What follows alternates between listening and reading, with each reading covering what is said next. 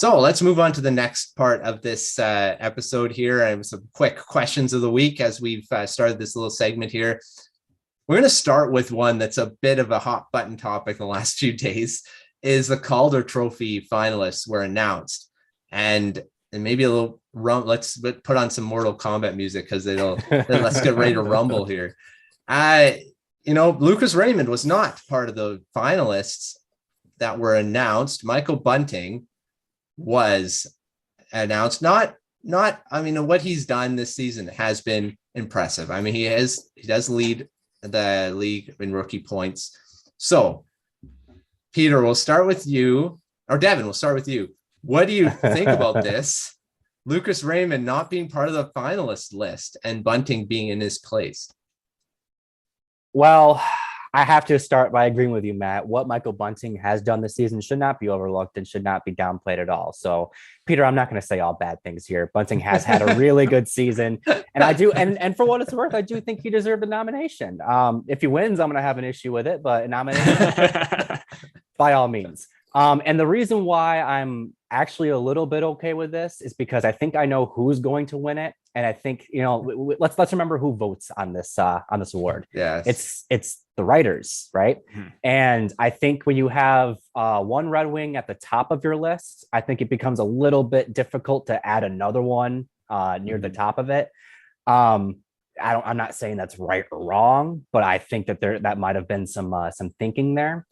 Because let's face it, what Lucas Raymond did this year was impressive just as well. And there's a lot of other years where he would have been a finalist. He's 6 years younger than Bunting, and that should not be understated. But we've talked about this before. It is a skill to play with skilled players. And Michael Bunting has proved that he can do that while playing alongside Matthews and Marner and everyone else that Maple Leafs team has. So good on Bunting for seizing the opportunity and having himself a really good season. And it's a well-deserved nomination. I think that Raymond should not be overlooked, and I don't think he is getting overlooked. I would have liked to have seen him get a nomination. Everyone knows how I feel about him. But as long as his teammates is at the top of the list, I think even Raymond will be content with not getting the nomination. Yeah, I mean, great points. I mean, the thing is, Raymond, he probably doesn't care. I mean, he had a great season. He's going to be a cornerstone of that Red Wings team for a long time. So he doesn't get a Calder or whatever. Peter, what do you think about Bunting being nominated? I know you're probably really happy he was. I mean, there's debates about why he should have been even eligible. What do you think about that? Yeah, I mean, eligibility criteria, if fans have an issue, take it up with the NHL. Let's be realistic. This isn't Michael Bunting's fault. Basically, he was put on a line with Matthew Zator, and he ran away with it, and he put up 63 points. Led all rookies. That to me is impressive, no matter how you look at that. You can argue if he should win based on the merits that he was playing with both, and then Moritz Seider is carrying a line or a pairing of his own, or Lucas Raymond is carrying a line of his own with the amount of production that he's been able to have. You could have that argument to say that Raymond over Michael Bunting.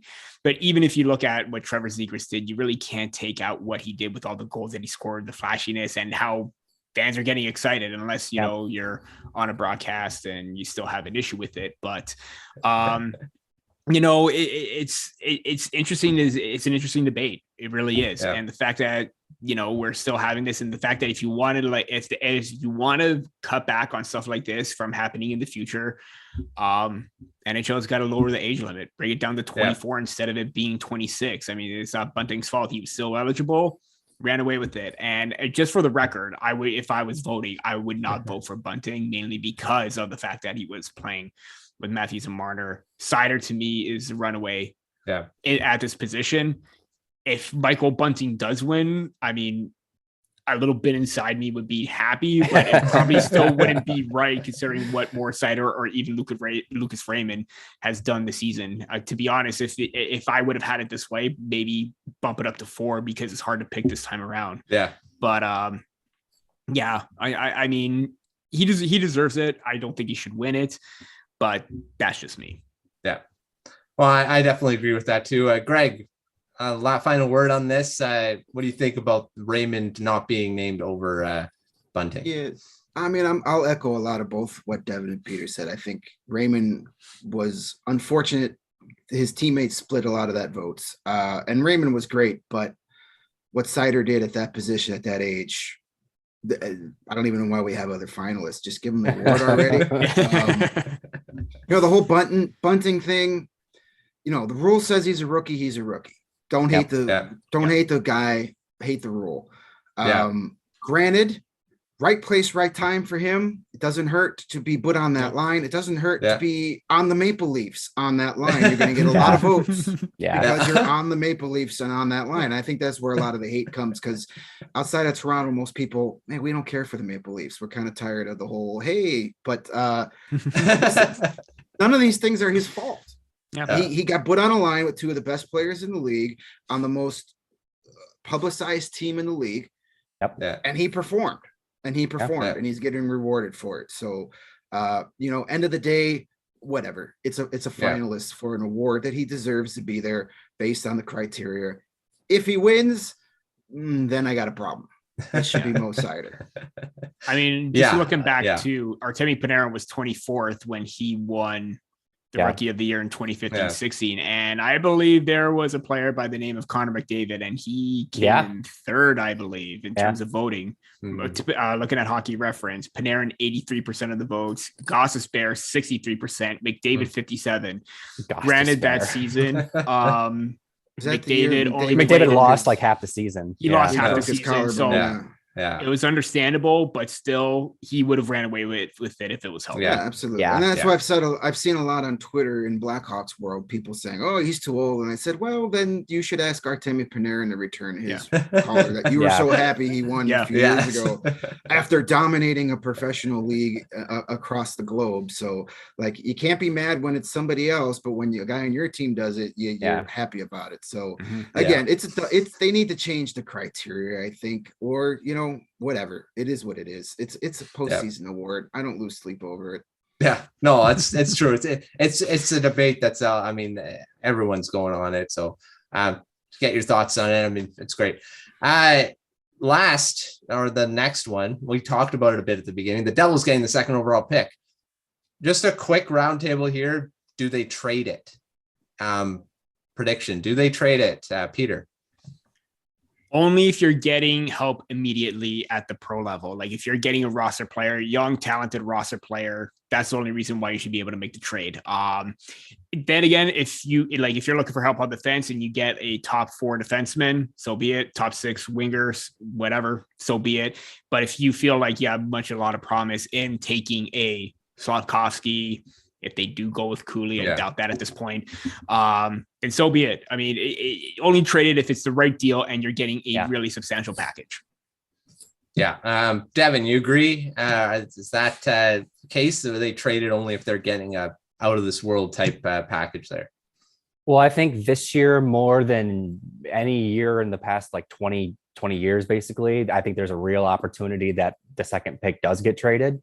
But I think that basically, no, I don't think they're going to. And I think it just comes down to the second overall pick being extremely valuable. And I don't know that there's anyone out there that they're going to be able to form a deal around. I'm not saying it's impossible, but I think when push comes to shove, they're just going to take Slavkovsky and be happy about it. And they'll address their needs other ways, because it's just going to be hard to deal an asset like the second overall pick.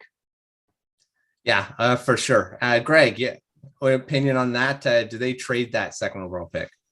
I don't think so. They're a team that's going to be really good in a couple of years. And what's wrong with adding another really good player? I love Yura Slavkovsky. He's my favorite player this draft.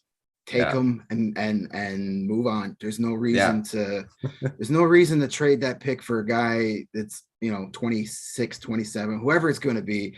Right now, anybody on the trade market, it's not worth that pick. So I say no. Yeah, as much as I just wrote an article on this, so the Canucks potentially trading to get that second overall pick, with JT Miller being part of that trade. But I in the end, I think it would have to be really substantial for the Devils to even consider that. Christie mentions that if it was trading Quinn Hughes, then I'm like, no, that's not happening. So the Hughes brothers together. Yeah, I like it. All three. That'll be fun. Yeah, let's do it. But I'm like, I don't think the Canucks entertain that notion. So no, that would be the only that'd be a trade I'd take, but nothing much less than that. Yeah, for sure. Greg, we'll go to you. I mean, do the Blackhawks move into the first round? I mean, they could have had it if the conditions went their way, but do you believe they'll get into that first round via trade at all? I think it's unlikely. I wouldn't rule it out completely, but talking to Kyle Davidson a few times after the season, this is a guy that has a plan and he has a vision, and I think he's going to stick to it unless something great comes up. This is a team that can't afford to give away assets. You got to build assets. You look at the Columbus Blue Jackets, how many first round picks they've had these last couple of years, thanks to who we like to refer to at CHGO Blackhawks, he who shall not be named. We're giving our ex-GM the Voldemort treatment. You got to build assets. Yeah, they've got 3 second round picks, maybe 4 if the Oilers can make it to the Stanley Cup final. But then you got 2 more in the third. So you got 5 picks between the second and third round. You have 2 extra first round picks in 2023 and 2024 for that Brandon Hagel highway robbery. Yeah, no kidding. So you've got assets, and you shouldn't just be willing to give those away because you see a guy at 17 or 15 that you want in the first round this year. You could get those types of guys in the second round this year with all those picks. You could use a couple of those second round picks to move up in that round. I don't think Kyle Davidson wants to trade away assets right now. He's looking to get assets. So unless there's some funky Patrick Kane trade that's going to come before the draft, I don't see them getting in the first round. Thanks, Minnesota, for nothing. Wow. Yeah, because how you really feel. They really needed really needed to win. So Lurie didn't get there. So they lose to the stupid Blues too, to make it even worse. Worthless franchise. Yeah, no, that's for sure. Let's talk about Lukas Reichel for a sec. He had some time with the Blackhawks this year towards the end of the season, had a really great season in the AHL. What do you think? Will he be a full-time NHLer next season? And if not, I mean, even if he is, what stuff does he still need to work on to be a full-time NHL player? I think he will. I think he will at some point. I don't know if he starts the season with them. Possibly. It depends what this roster is going to look like come training camp. There's a lot of things that Kyle Davidson has to take up, as we've talked a lot on our CHGO Blackhawks podcast.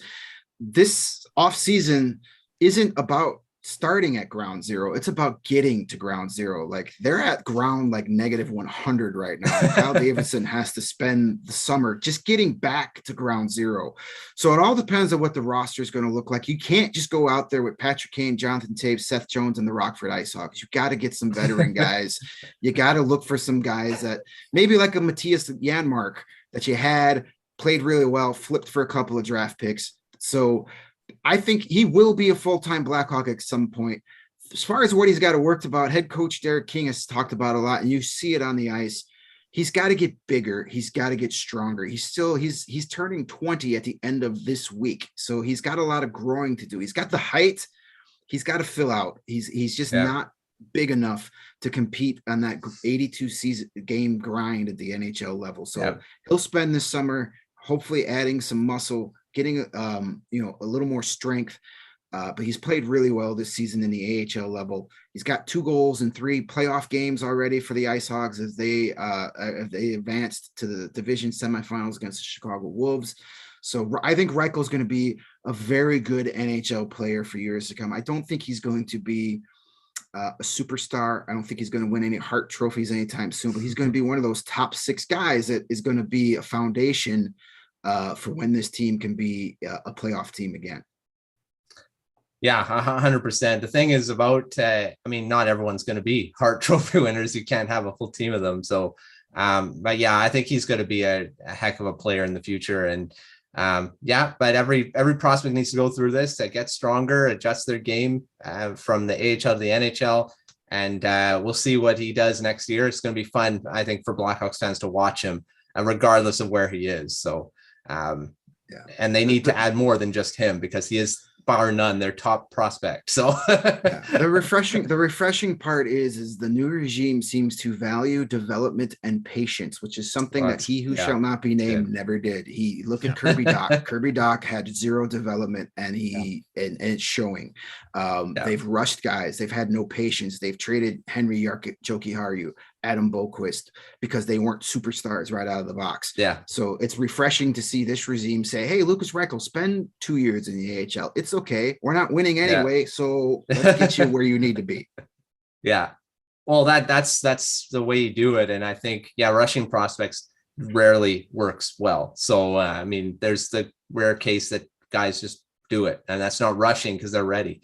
So, for sure. So to finish off this, we're doing this every time a guest comes on covering team. So, Greg, who's the Blackhawks prospect of the year for the year? This is our new award at the Prospect Corner here.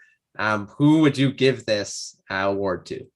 Well, it should be Lukas Reichel, but we just talked about him. So why are we going to talk about him 2 segments in a row? So I'll give the runner-up award, because we could talk about somebody else, to a guy that was really on nobody's radar until this season, and that's Jalen Lupin, who was a 7th round pick last year, 216th overall. He's with the Edmonton Oil Kings, had a huge season, 29 goals, 64 points in 66 games, while also picking up 78 penalty minutes and playing as a plus 40. So he's one of these guys that can score and play with a little bit of edge. Everybody loved Brendan Hagel here in Chicago, and rightfully so. Nice little player, great attitude, got that try hard energy type player that fans love. Jalen Lupin is going to be, his ceiling is being another Brendan Hagel, and you got him in the 7th round last year. He's got 3 goals and 6 points in 8 playoff games as the Oil Kings have made it to the conference finals there in the WHL. So he's my prospect of the year, just for the fact that he's kind of come out of nowhere. Nobody even really paid attention to that pick, and now people in Chicago are talking about him, going, hey, is he going to, what's his next step? He's a guy definitely to watch. And also it's kind of an indictment on the Blackhawks prospect system right now. They're like, hey, last year's 7th round pick is really good. Kind of a low bar to hop over right now, but hey, we'll take all the bright spots we can get. And I'm looking forward to seeing what Lupin does the next couple of years. Or Lipin. I've been saying his name the whole time. It's Lipin. I know. I'm sorry. I've been in the Harry Potter books lately and stuck in my head. Watching too much HP there. Yeah. My apologies to young Mr. Lipin. He is my prospect of the year. He who must be named correctly. There you go. Oh, perfect. This is why I'm a writer. I don't have to pronounce names. I just have to spell them correctly.